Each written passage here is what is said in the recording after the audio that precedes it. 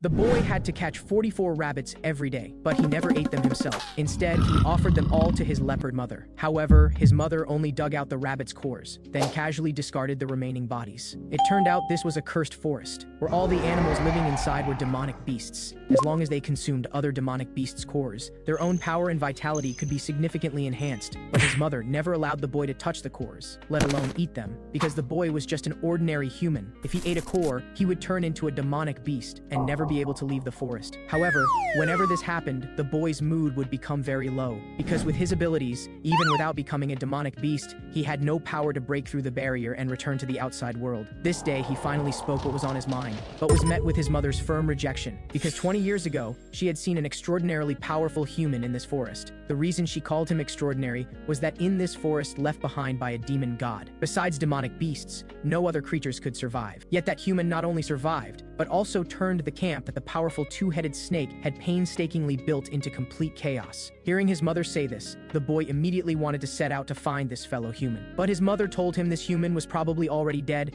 since by calculation he would be nearly 90 years old. But the boy was insistent. Like most mothers and sons, although Mother Elaga was angry about his departure and grumbled that the boy was ungrateful, she still told him the man's address. Watching the boy's departing figure, Elaga even said that if he died on the road later, she wouldn't care anymore. But the boy was eager to meet his own kind. After all, he had been abandoned here since birth and hadn't seen another human in 10 years. Soon he arrived at the location Elaga mentioned. There was indeed a wooden house here. The boy climbed over the fence, surveying everything around him, but was pressed to the ground by a large hand. As an earth-shattering voice rang out, the boy felt he could barely breathe. He said, "I'm Elaga's son. It was my mother who told me a human lived here." Hearing Elaga's name, the man indeed released his hand and said, "I once owed Elaga a favor. If you need help with something, you can just say it. If you simply just wanted to see a fellow human, you can go back now." Looking at the 90-year-old strong young man before him, a belief formed in the boy's heart. This man must have a way to let him leave this forest, so he spoke his wish. But after hearing it, the man just laughed. He said he was far too naive, not to mention whether his abilities could break through the barrier. The outside world wasn't as wonderful as he imagined either. Everywhere were brutal and cunning humans, not as pure and beautiful as inside the barrier. After examining the boy more carefully, he determined the boy had a seed of darkness inside his body, because only children like this would be thrown into the forest, and most children would either be eaten by demonic beasts or die here from demonic energy invasion. But it was precisely because of the boy's special constitution that he grew up smoothly here. The man also told him that if he left the forest, people outside would hunt him down like a target. However, these warnings still couldn't shake the boy's determination to go out. Seeing the boy so persistent, the man grabbed him, ready to teach him a lesson. He thought he would be beaten by this powerful man, but unexpectedly the man just wanted to teach him how to be a real person and how to become stronger. The first thing was to teach the boy to put on clothes, to no longer run wild in the forest like a beast. The second thing was to take him to find food that humans could eat. All creatures here had been eroded by demonic energy, so before eating, the demonic corrupted cores had to be removed, then washed clean with the only pure river water. After the man finished operating, he handed a carrot to the boy. The boy gnawed on it, thinking how miserable he was. Before, as a beast, he ate grass, and now as a human, he was still eating grass. But the man had no intention of letting him off. The next step was to put him through hellish training. Every day he needed to carry water buckets and run 99 laps through the forest. In the boy's understanding, learning to be human had absolutely nothing to do with becoming stronger. Sure enough, his complaints successfully brought Mother Ilaga over. Seeing her son, whom she raised, being tortured, Ilaga couldn't help but mock him for bringing this suffering upon himself. But the boy Helmut was dismissive, and even stated that he didn't belong here and would eventually leave. This sentence plunged Ilaga into deep disappointment. The child she had carefully nurtured since young, it was time to let go now. In the following days, Helmut became increasingly strong under the man's training.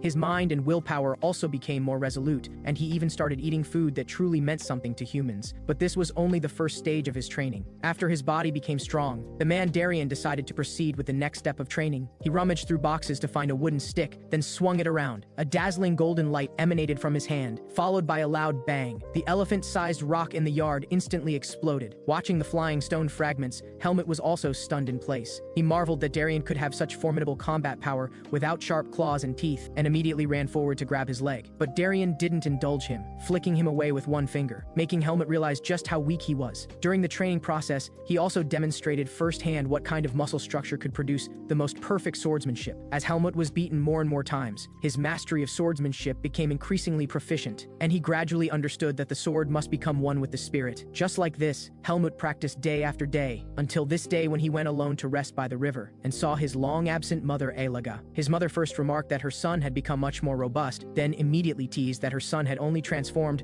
from a weak chicken to an adult chicken, not yet reaching the level of explosive combat power. Helmut directly retorted, "You definitely can't beat Darien." This sentence maxed out Ada's anger. After finally calming down, she slowly explained to Helmut that there were three relatively strong forces in this forest. First was Darien, second was herself, and the third was Nash, a giant poisonous snake with two heads. If she and Darien fought, this cunning snake would definitely take the opportunity to eliminate them all. And the place it occupied was the most terrifying and disgusting existence in this forest. Darien had once destroyed its territory, which was why Nash had held a grudge ever since. Hearing this, Helmut immediately expressed his interest in Nash's territory. Aria indulged him as usual, directly carrying him flying over the treetops toward Nash's camp. Soon they arrived above the camp. Aria patiently explained, "This place is called the human farm. It's called this because the humans here are all abandoned children. They would bring the children back, then raise them until Nash could eat them." But Helmut's train of thought always went off track because he saw humans who looked different from him. Aria said those were female humans, just a different gender from Helmut. Moreover, these female humans had it worse, because what Nash liked most were these tender-skinned girls. Those men could only work in the farm until death. Hearing this, Helmut broke out in cold sweat. If he hadn't been picked up by Aria, he would probably be working in the farm now too. Helmut looked deeply at Aria. Just as he was about to ask something more, Aria pulled him to leave, but unexpectedly, a surge of demonic energy attacked from behind. It was Nash. Aria immediately protected Helmut behind her, assuming a defensive posture, but Nash fixed his gaze on Helmut, even taunting that the young boy's meat should taste better, and declared he wanted to have a taste. But Aria domineeringly retorted, "This is my son. Don't even think about it." But suddenly Nash extended his tongue toward Helmut's head, questioning, "What's your relationship with Darien? Why do you smell like him?" Helmut was already scared stiff by this point. Fortunately, Aria forced Nash back, saying Helmut had just stolen Darien's clothes. Obviously, Nash didn't believe it, and still insisted on eating Helmut. This sentence completely enraged Aria. Aria now transformed into a mother leopard protecting her cub, revealing all her fangs and claws. Fortunately, Nash still feared Aria, then said he didn't like fur in his territory and told them to leave quickly. As soon as Nash turned around, Helmut was so frightened he fainted. Fortunately, children recover quickly, and he soon woke up and left with Aria. On the way back, the two rarely had an argument, but instead calmly analyzed the current situation. Aria was now more like a mother, instructing Helmut to stay close to Darien because his current abilities were really too weak. While speaking, Aria caught Darien's scent and, not wanting to see him, vanished into the forest. Darien also knew Helmut had gone wandering with Aria, and only said lightly for him to go back, then carried a bundle of grass toward home. But once home, Helmut tossed and turned, frightened by the day's events. Plus, before bed, Darien forced him to eat poisonous grass, and now his stomach felt like someone was knitting a sweater with his intestines. But after enduring it, Helmut seemed like a different person. Not only did his physique become more robust, his aura and mental power also increased by 10 levels. With just a wooden sword, he nearly split the 100-year-old tree at the entrance. Seeing the timing was about right, Darien also decided to take Helmut into the next stage of training, condensing holy power. So-called holy power meant using the body to absorb spiritual energy from the air into the body, then channeling it through the arms to gather on the weapon, killing opponents with one strike. But when using holy power, one must have no distracting thoughts. Otherwise, one might suffer backlash, causing the body to explode. The first step of cultivation was to control one's breathing. While Darien was speaking, he had already begun attacking. Helmut, still a novice, quickly had his breathing disrupted, drawing Darien's mockery. At the same time, he reminded him how to control his breathing and aura. Finally, with the protagonist's halo blessing, Helmut unleashed his first holy light sword, but Darien had no intention of letting him off easy. Regardless of wind, snow, thunder, or rain, he relentlessly trained Helmut in various ways. Finally, after 4 years, Helmut could already split a 100-year-old tree with one sword strike. Seeing this scene, Darien was also very gratified, stating that Helmut could graduate now, and if he wanted to leave this place, it must be soon, because the seed of darkness in Helmut's body was growing, and the barrier would judge him as a demonic beast. Now he must go to the weakest part of the barrier in the south. But as for exactly where the weakest spot was, Darien said he didn't know. The only one who knew was Yurugo,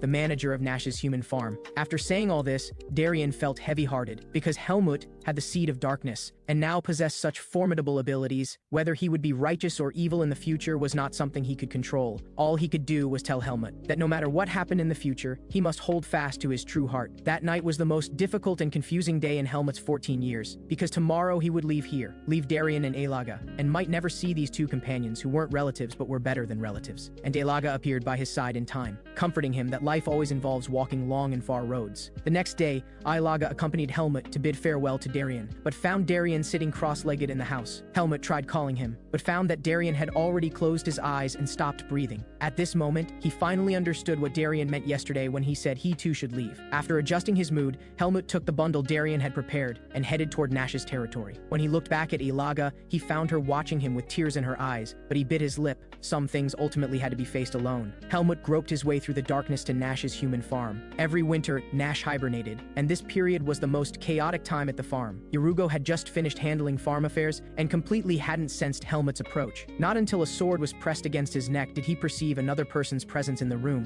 After Yurugo saw clearly that the person before him was a child, he relaxed. He believed he wouldn't lose to a child, and he also possessed the ability to awaken Nash. He even asked Helmut about Darien's situation. Seeing Helmut remain silent, he had already guessed that Darien had passed away, so he taunted even more unscrupulously. But unexpectedly, Helmut was no longer the child who would go weak in the knees from 4 years ago. He directly stated his purpose and pressed the sword into Yurugo's neck. Not until he saw blood seeping from his neck did Yurugo realize this child was a tough character. Even he, a mage who practiced dark magic, might not be able to beat him. But Yurugo still struggled, claiming he was the only one who knew how to leave the forest, and if he was killed, Helmut could forget about ever getting out. But obviously, Helmut had come prepared. The moment he mentioned that mages like to keep records, Yurugo instantly lost his confidence and could only reluctantly lead Helmut to the basement. But Yurugo reminded Helmut that, although he knew the method, no one had succeeded in all these years. Then he took out a dictionary-thick book. The book recorded that the weakest part of the barrier was a waterfall to the south, which could wash away some demonic energy, but could also wash away holy power. Once the barrier sensed even a trace of demonic power,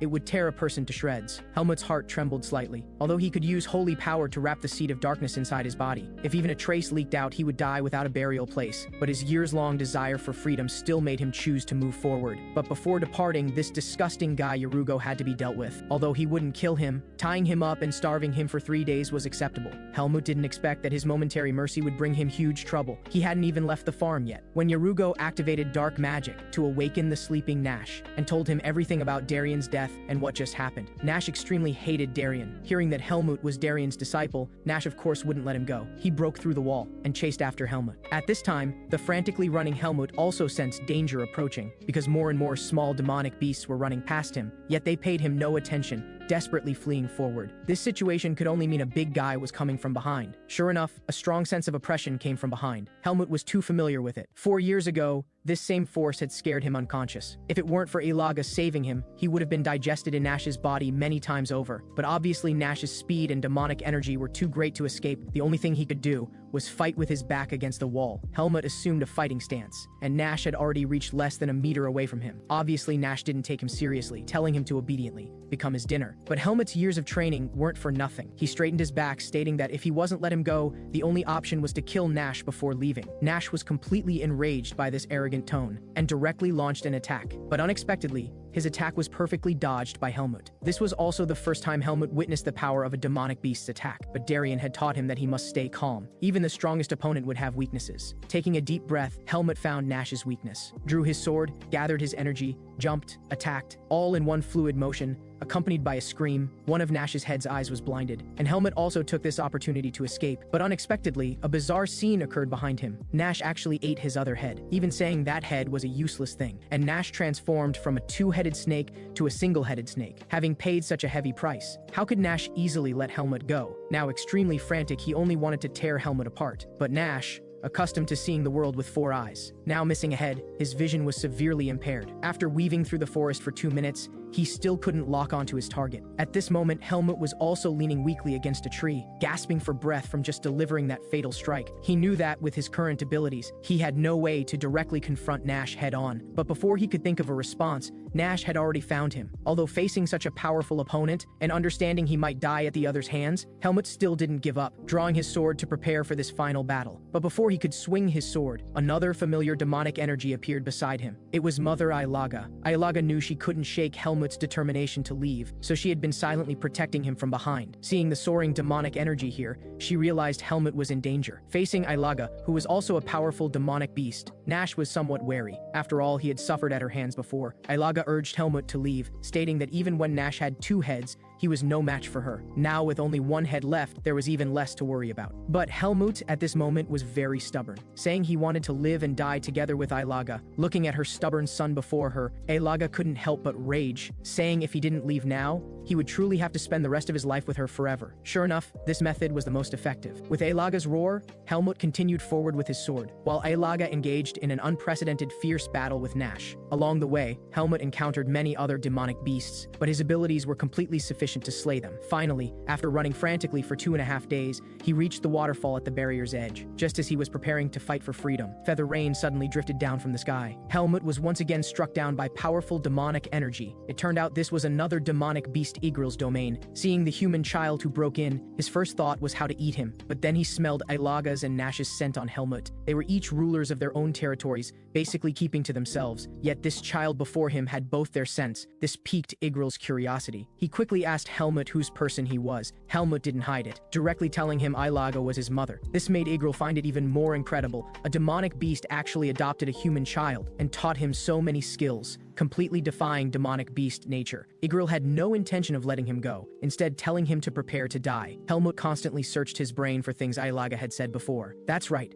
this was it. Igril was a demonic beast with extreme curiosity. If he witnessed something unprecedented, he would definitely spare him. Helmut immediately decided to tell Igril about wanting to leave the forest. But after hearing it, Igril let out a contemptuous laugh, because he also saw that Helmut harbored the seed of darkness. If he forced his way through the barrier, he would only be devoured by it without a trace remaining. He also said that since he was going to die anyway, he might as well die in his stomach. But Helmut firmly said, "Many humans have fallen into the dark forest, but I'm the only one who can pass through the barrier. Miss this chance and you'll never witness such a moment in your lifetime." Looking at the determined Helmut, Igril's powerful curiosity was aroused. Perhaps this child really was the only person who could successfully leave the barrier, and Helmut directly flew into the waterfall. As holy power enveloped him, Helmut gathered the power in his hands, tearing open a gap under the waterfall and barrier's powerful resistance. But the barrier was set up to protect humans and possessed powerful evolutionary abilities. As long as it sensed even a trace of negative energy, purification would automatically activate. Although Helmut had holy power, the evolutionary force kept surging,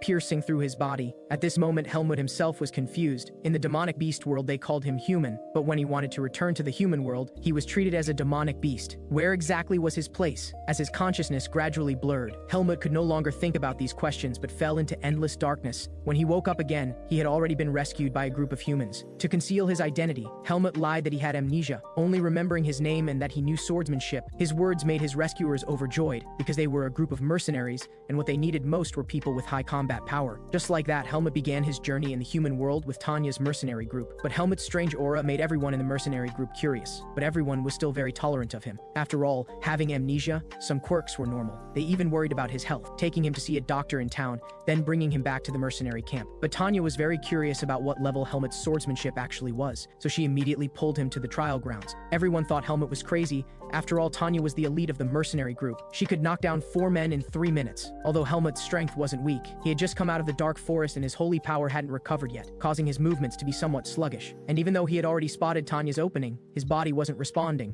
unable to strike precisely. Just like that, Helmut was defeated by Tanya in 1 minute. But more than the defeat, what was harder to accept was that Helmut felt his body had changed. At this time, a man said, "You passed the test. From now on, you're a member of the mercenaries." It turned out the trial just now was just to let everyone see his strength. Although he lost to Tanya, his strength was much greater than ordinary people. But Helmut fell into confusion, because when he was in the dark forest, Darien had told him that most humans were sinister and cunning, helping him for no reason like this. Could there be some trap behind it? So he asked, "If one day I recover my memory and want to leave, will there be a price to pay?" But the leader told him to rest assured. As long as he completed the tasks at hand, that was fine. This also put Helmut's mind at ease. He decided to stay with the mercenary group for now to adapt to human society, while also exploring his own origins, because before leaving, Ilaga had given him a name tag, saying it was what he carried when he was thrown into the forest. The name on it was very likely his mother's, so who were his parents? Early the next morning, Helmut followed the mercenary group to complete an escort mission. But Helmut on the road seemed absent-minded, because losing to Tanya yesterday made him very dissatisfied, although he had also tried to recover his holy power at the trial grounds last night. No matter how he tried, he couldn't gather it. Throughout the journey, he was searching for ways to restore his strength. But midway,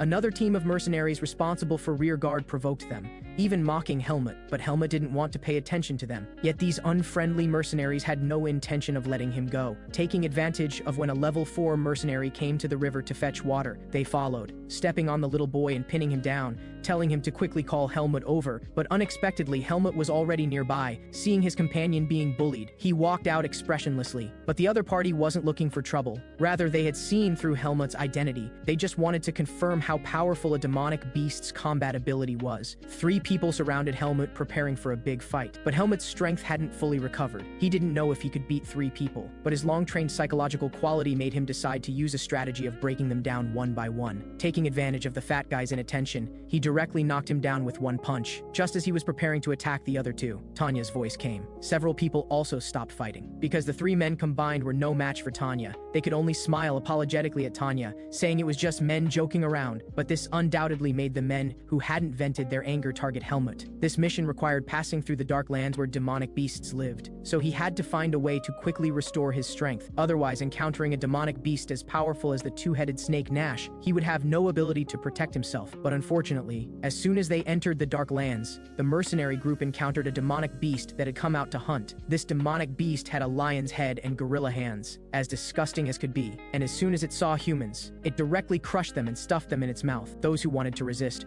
were also torn apart by a single palm strike. But the mercenaries weren't afraid, because killing demonic beasts was their daily task. But before they could take action, the demonic beast let out a summoning cry. It turned out this guy was calling companions. Soon the mercenaries were surrounded by demonic beasts, and Helmut, who should have gone out to fight as the strong one, was pulled by his companions to hide under the wagon, because his current status was a level 4 mercenary with no qualifications to enter the battlefield. And Helmut also understood in his heart that his holy power hadn't recovered, so even going out might not help, so he quietly watched the battle situation before him. Fortunately, mercenaries level 2 and above in the group had the ability to use holy power, and those less powerful demonic beasts could also be handled by level 3 mercenaries. Watching the mercenaries before him cooperating in battle in an orderly manner, Helmut seemed to understand why humans didn't live alone like demonic beasts, because they needed cooperation to unleash greater power. Should he also seek such a group in the future to become even stronger? Just as he was distracted, the mercenaries had already dealt with most of the demonic beasts, with only one formidable leader left to handle. Just as they decided to deliver the final blow, the demonic beast fled as if its rear was on fire. The mercenaries didn't plan to chase after it.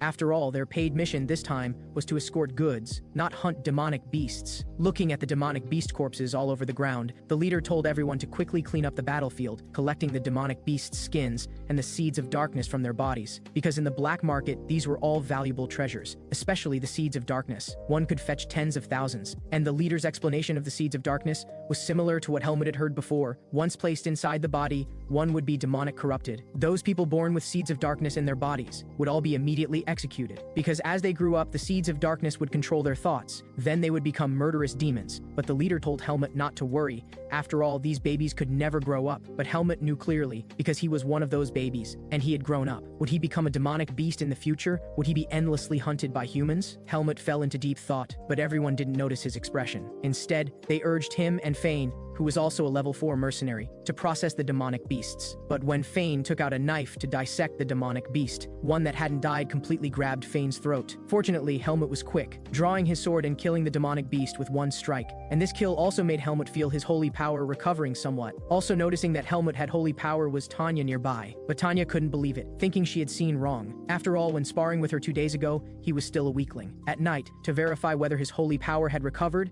Helmut secretly gathered his energy in the woods, discovering his holy power had indeed recovered 90%, needing about another day to fully recover. With the recovery of holy power, Helmut's perception also increased several levels. He clearly sensed that the demonic beast that fled during the day was still nearby. He didn't dare let his guard down at all, thinking about quickly finding a place to recover. But unexpectedly, a member of Tarek's mercenary group, who he had dealt with during the day, set his sights on him, even preparing a sneak attack. But at this time, Helmut had already recovered his holy power, so naturally he wouldn't take him seriously. And his behavior during the day made Helmut very disgusted. But this guy seemed not to notice Helmut's difference, directly throwing a flying punch at Helmut. But unexpectedly, it was caught by Helmut with one hand. With a light force, he was thrown 5 meters away. But he wasn't admitting defeat at all, declaring he would kill Helmut, as both figures overlapped before he could strike. With one sword draw from Helmut, the man's legs were severed. At this moment, The man also saw clearly Helmut's strength. He now just wanted to escape. Escaping back to camp might let him survive. But looking at the wriggling man before him,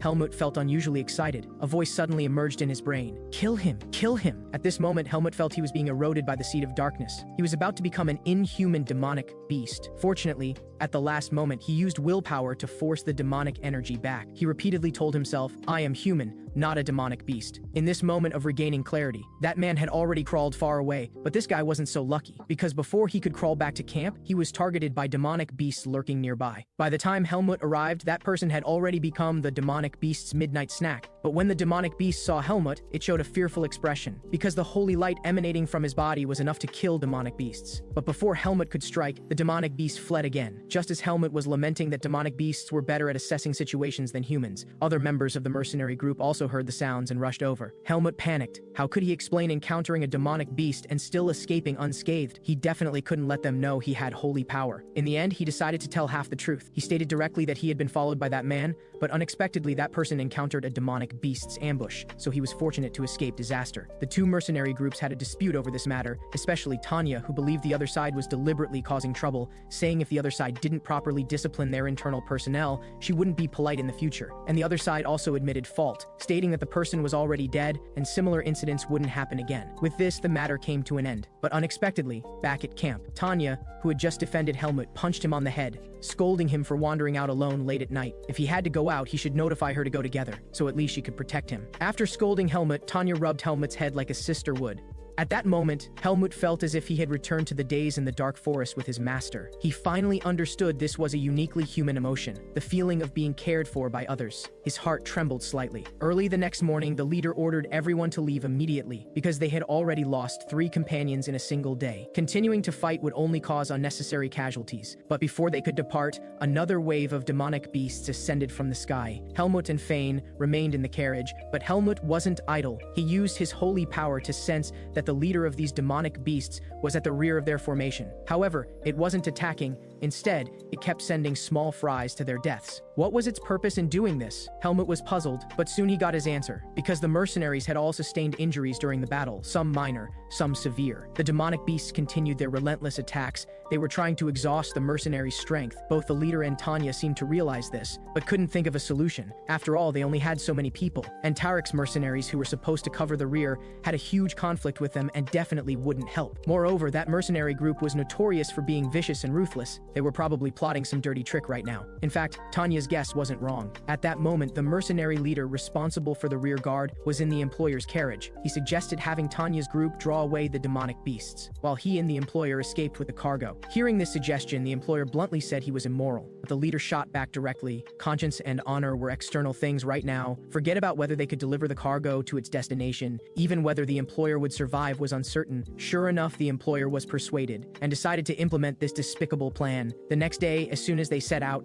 the escort carriage sped forward at full speed, directly abandoning Tanya's group behind. Before they could react, that group had already fled. And at that moment, a new wave of demonic beast attacks came at them. Facing the overwhelming horde of demonic beasts, the mercenaries were struggling. Watching his companions fall and get injured one by one, Helmut made a decision. Although his master had told him not to trust humans, he felt these people weren't the dark side of humanity. They were worthy of his trust. He stopped hiding, drew his sword and gathered his holy power, carving continuous cross-shaped slashes in the air. In just 1 minute, he had slaughtered over 100 demonic beasts. This operation left the mercenary group members stunned, saying Tanya had picked up some kind of demonic beast. But facing everyone's relentless questions, Helmut still chose to conceal the truth. He said he had just recovered physically, but his memory hadn't returned. With that statement, everyone in the mercenary group felt rather foolish. Asking an amnesiac how he became so skilled was indeed rather absurd. Having resolved the immediate crisis, everyone unanimously decided to catch up with the group ahead. They had abandoned them as bait, which was simply too outrageous. And the payment hadn't been settled yet. They had to get that money no matter what. But before they had walked even a few meters, Helmut made them stop, because he sensed that the group ahead had already been captured by the demonic beast leader. It would take them an hour to reach the battle scene. At this statement, the leader was shocked on the spot, because because even as a level 2 mercenary he didn't have such abilities. But then he felt fortunate. Helmut had been rescued by his sister Tanya, so at least for now he was on their side. Meanwhile, the situation for Tarek's regiment running ahead wasn't optimistic. Just as Helmut had sensed, they were being besieged by a group of demonic beasts and their leader. But Tarek's regiment was no match for the demonic beasts at all, and the demonic beast leader's combat prowess was truly formidable. Seeing they couldn't hold out much longer, Tarek's regiment leader abandoned the employer and his teammates and fled. This operation made the employer curse in fury. He said it was his own fault for being blind enough to trust such a treacherous scoundrel, but regret was useless now, because the demonic beast had already begun breaking down his carriage, and his servant had been captured by the demonic beast as well, just as he thought he would be the next to die. Helmut descended from the sky like a savior, wielding a sword radiating holy light. It turned out Tanya's group had sent Helmut ahead to scout the situation. Fortunately, he arrived in time, otherwise, there might not have been a single survivor here. Facing the holy light descending from above, the demonic beasts were clearly wary, but this one had encountered Helmut before and wouldn't let him off so easily. Helmut felt the same way. This time, he had to kill it. But when Helmut launched his first strike,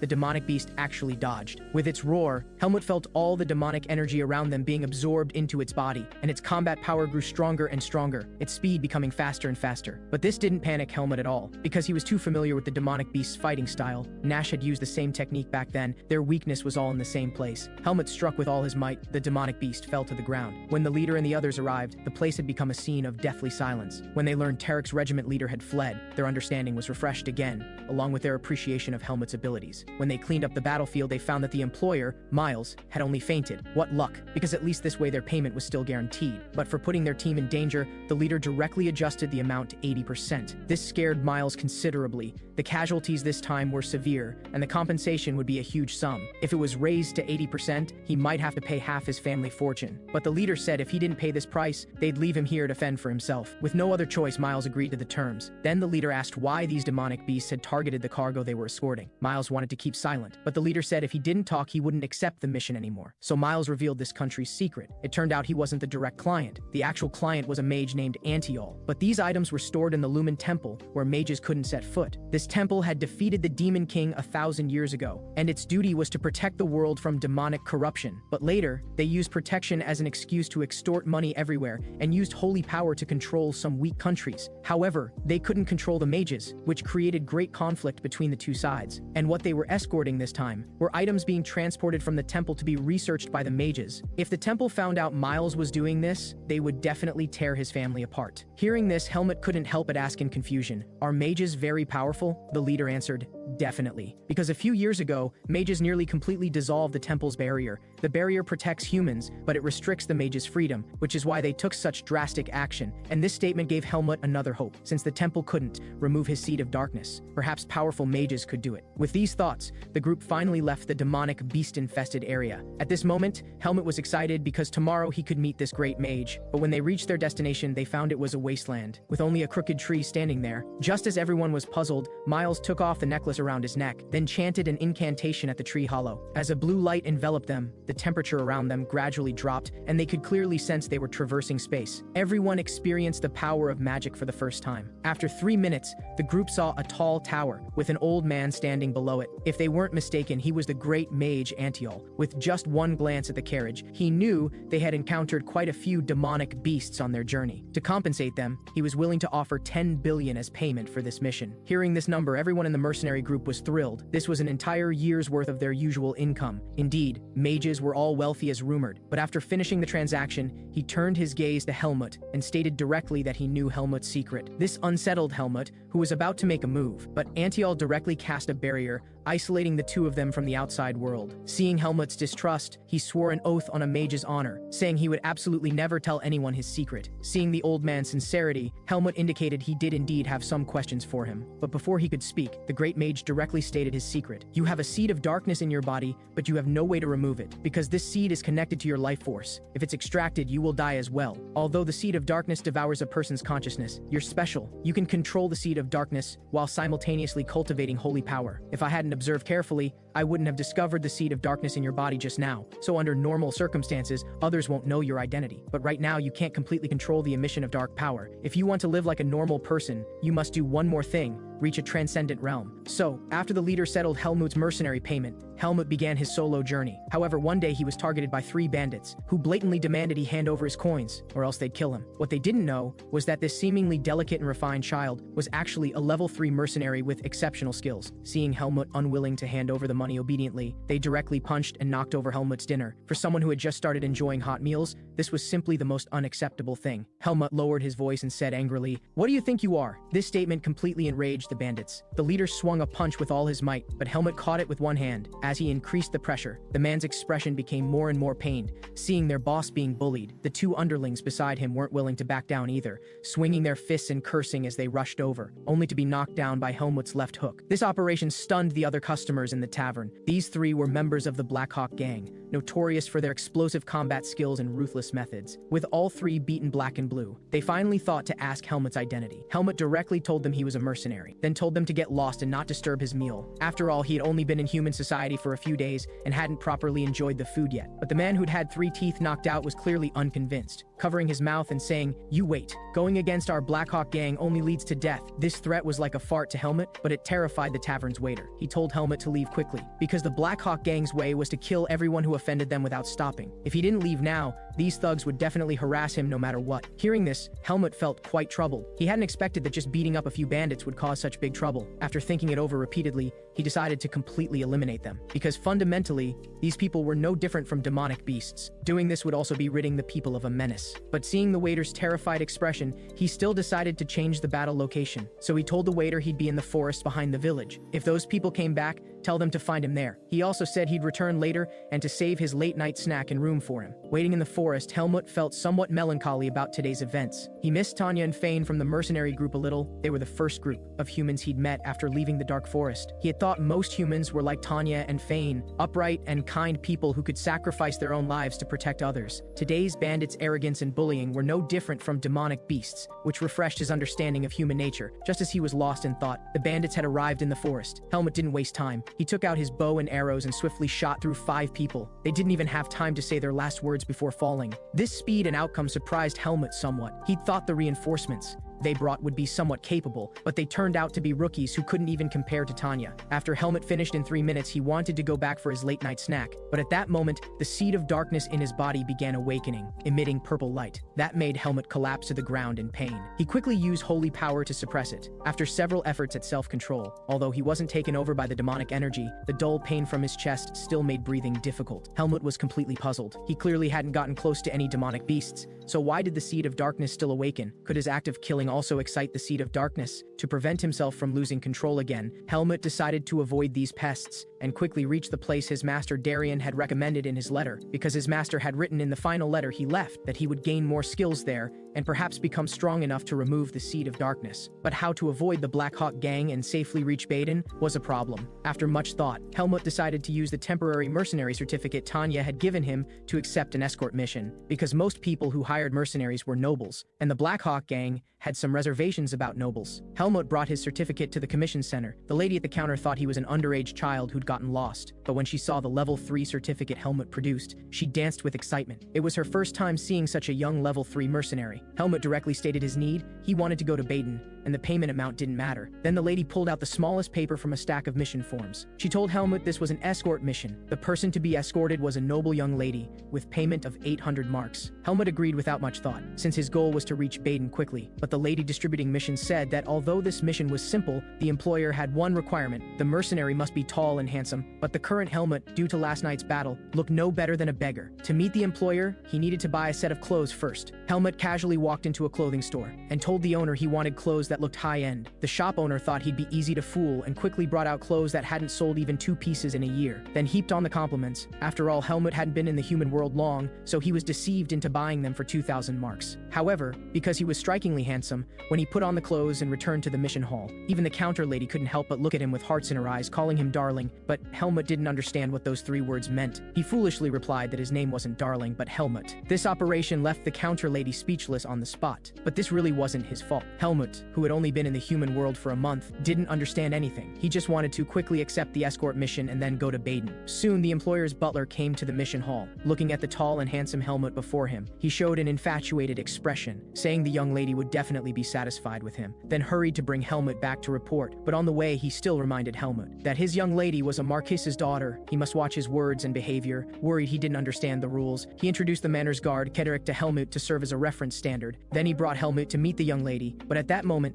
the young lady was being infatuated in the dining room. She kept talking to a young man named Arya, not glancing at Helmut once, even feeling the butler's arrival interfered with her alone time with Arya. But that's how men are, they don't like girls who throw themselves at them. Arya made an excuse that they were about to depart and said he needed to return to his room to pack, then left. When Helmut and Arya brushed past each other, both sensed the extraordinary aura on the other. But since it was their first meeting, neither showed any other expression. But Miss Genia wasn't pleased. She quickly caught up to Arya's pace. Watching Genia like this, along with the extraordinary aura on Arya, Helmut also became interested in Arya. He casually asked about Arya's identity, and the butler told him Arya was the top student at Greta Academy. Helmut suddenly found it quite amazing, because that was the very school he was going to. So Helmut smoothly began the journey to Baden with this group, but along the way, the more he looked at Arya, the stranger he seemed, because the glow emanating from him always felt familiar. Finally, on the third day after departure, Helmut suddenly remembered the great mage from before. That's right, the glow on Arya was a mage's glow, but what specific magic he practiced, Helmut had no way of knowing. Meanwhile,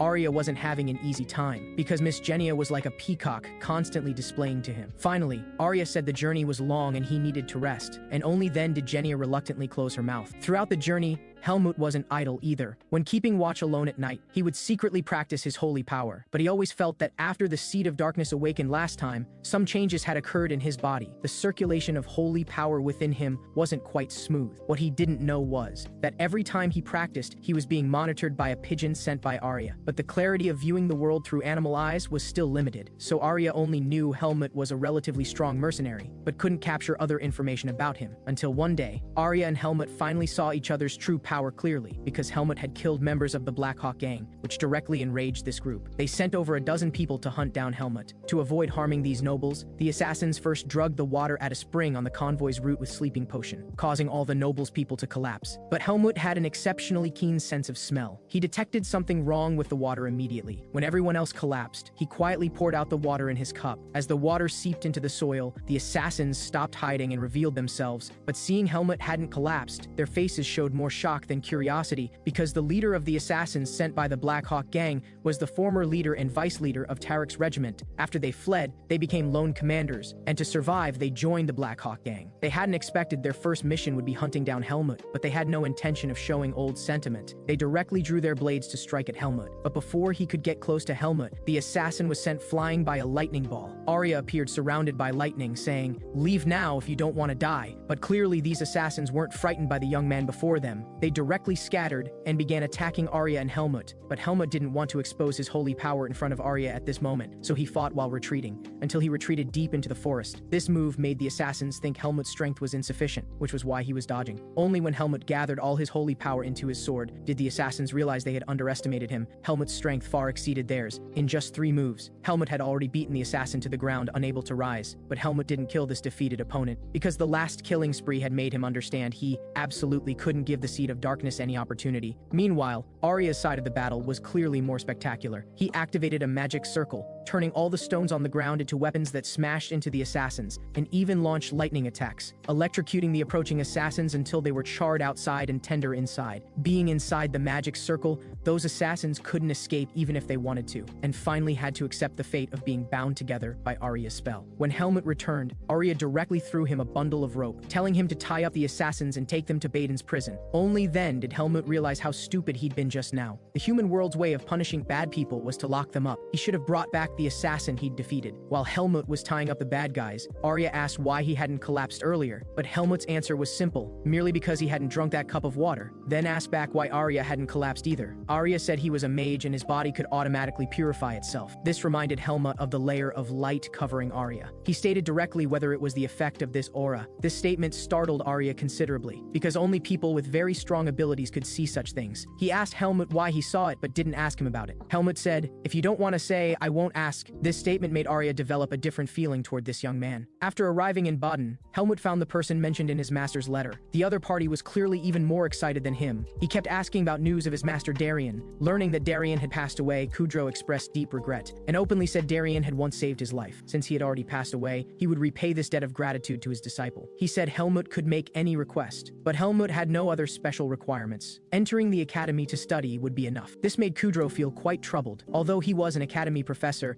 he didn't have the authority to directly arrange student enrollment. To enroll, one must first pass tests. The tests were divided into two stages, written and martial, to assess Helmut's strength. Kudro first brought him to his practice room to test his combat ability. The trial standard was to split a tree stump thicker than his waist, but the only weapon he could use was a wooden sword. Helmut swung the wooden sword in his hand, gathered his holy power, and struck down. The stump instantly turned into a pile of splinters, leaving Kudro stunned, but he quickly recovered. Helmut was the disciple of the first swordsman Darien, so his combat ability naturally couldn't be underestimated. Then Kudro told Helmut that martial prowess alone wasn't enough. There was also a written test. Hearing this, Helmut felt somewhat unfamiliar with the two words written test, because in his entire life he knew fewer than 100 characters, let alone taking an exam. 10 minutes later, Kudro also witnessed Helmut's educational level. Helmut took the test papers, but his combined score on 6 papers didn't even reach 20 points. How could someone with this level take the exam? And there were less than 15 days until the test now, but Helmut seemed very relaxed, saying to just have Kudro tutor him. But this was refused by Kudro, because he was a professor and couldn't privately tutor students. If discovered, both would be disqualified. This made Helmut feel powerless for the first time. But then Kudro seemed to remember something. He said Helmut could find the best student among the students for tutoring. He told Helmut the most excellent student at Greta Academy was named Arya, and he was also a mage. If he could study with him, passing the exam shouldn't be a problem. It was just that he was always rather aloof, so getting him to tutor might be somewhat difficult. But Helmut indicated he had encountered Arya before, although they weren't friends. At least they were somewhat familiar. This statement greatly surprised Kudro. Then Helmut directly went out to find Arya. But when Arya heard Helmut's purpose, he directly refused, saying he most hated this type of simple-minded, physically strong swordsman. He wouldn't help him with tutoring, but Helmut wouldn't give up easily. From his understanding of humans, they all liked money. As long as enough money was offered, the other party would definitely compromise. Seeing Arya about to leave, Helmut directly stated his idea, saying he wouldn't let him help for free. He would pay him as compensation. Sure enough, Arya stopped when he heard this, but not because he was tempted by Helmut's words. Rather, he thought Helmut was insulting him and was about to retort immediately. But on second thought, he directly quoted a price of 100,000 marks. He thought Helmut didn't have that much money, so he count as an insult returned. But Helmut directly agreed to this condition, even saying to wait here while he went back to get it. This put Arya in a difficult position. He directly opened the door and fled back to his classroom. The next day, Helmut arrived at Arya's classroom as promised with the tuition money, then stuffed a bag of gold coins into Arya's hands. This forced Arya to begin tutoring Helmut. But while tutoring him, he realized how difficult it was to teach a kindergarten-level student to university level in 15 days. Although Helmut's brain was capable enough, since he'd grown up surviving with demonic beasts, his thinking was rather simple. For all questions about morals and ethics, he would perfectly avoid the correct options, leaving Arya speechless. He had to start correcting Helmut from human ethics and moral education. Soon it was the day of the entrance exam. Arya waited for Helmut at the examination site and only left after hearing Helmut say his written test was fine. He wasn't doing this entirely out of concern for Helmut. Rather, as the academy's top student, if the first student he tutored couldn't even pass the entrance exam, he would lose face. Next was the practical combat test. Helmut came to the waiting area, and before he could see clearly how many people were inside, he was stopped by someone who seemed friendly, saying he wanted to get to know Helmut, which raised Helmut's guard, because after spending time in the human world, he understood there was no such thing as love without reason. His thinking was correct. This person had only heard that Helmut was personally tutored by Arya, and thought there was an impressive family behind him, so wanted to use him. He hadn't expected Helmut to directly tell him he was just an orphan. This made the man who'd been friendly just moments ago immediately change his expression, even insulting him.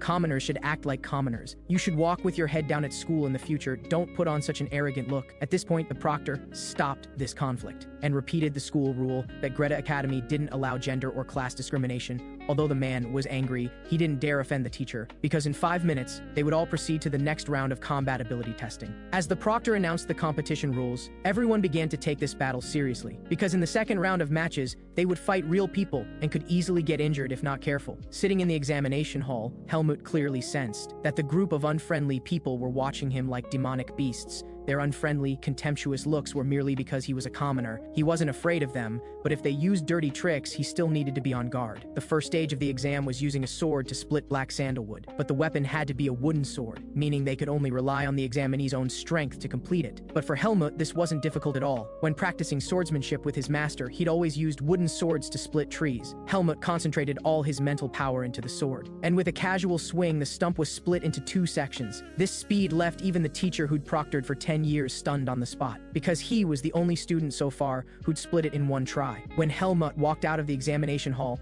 the man who'd provoked him earlier clearly didn't believe it. He said that Helmut must have cheated. This also left Helmut quite speechless. Next, the exam entered the second stage, real combat, with an 8-minute time limit. During the exam, examinees would fight one-on-one, and the officials would supervise throughout. But the admission standard wasn't to admit the victors. They only required examinees to demonstrate swordsmanship, not to defeat opponents. With this statement, all examinees were a bit confused. What exactly was the admission standard, and how should they perform? But Helmut wasn't panicked at all, because he was confident that whether the selection standard was swordsmanship or strength, he could pass the exam. But the man didn't think so. He even said in front of Helmut to his companion that this commoner definitely hadn't received formal training, so if he fought him, being admitted would be easy. His repeated provocations finally angered Helmut. He straightened his back and approached the man, only to be mocked as a rookie without family backing. Well, in human society, it seemed that measuring whether a person was strong wasn't just about looking at their own strength, but also at their family status and position. Helmut really wanted to tear into him right now, but his main task was to get into the academy, and the man's companions advised him not to cause trouble, so their dispute settled down. Soon the second exam began. As the first to enter the examination hall, Helmut was matched against a boy named Aten. But similarly, after this boy heard Helmut was a commoner, he felt from his heart that Helmut was an untrained brute. But when he launched his first attack, Helmut perfectly dodged it, then used sword energy to directly knock him to the ground. This shocked the proctor, who quickly told Helmut to stop attacking, but the exam rules required observing the examinee's swordsmanship ability within 8 minutes. 1 minute was far too short to see anything, so the official told them to continue fighting, but gave them suggestions. Helmut's swordsmanship was too murderous, with each strike aiming to kill the opponent. Aten clearly hadn't used his full strength due to underestimating him, so the official suggested Helmut shouldn't think about how to defeat his opponent, but rather how to teach him to practice swordsmanship. This way the moves he displayed would be completely different. After hearing these words, Helmut remembered the scene when his master Darien had taught him, and instantly understood what he meant. Having heard this, Aten also realized his mistake. He apologized to Helmut, and sincerely said he would use his full strength in the upcoming match.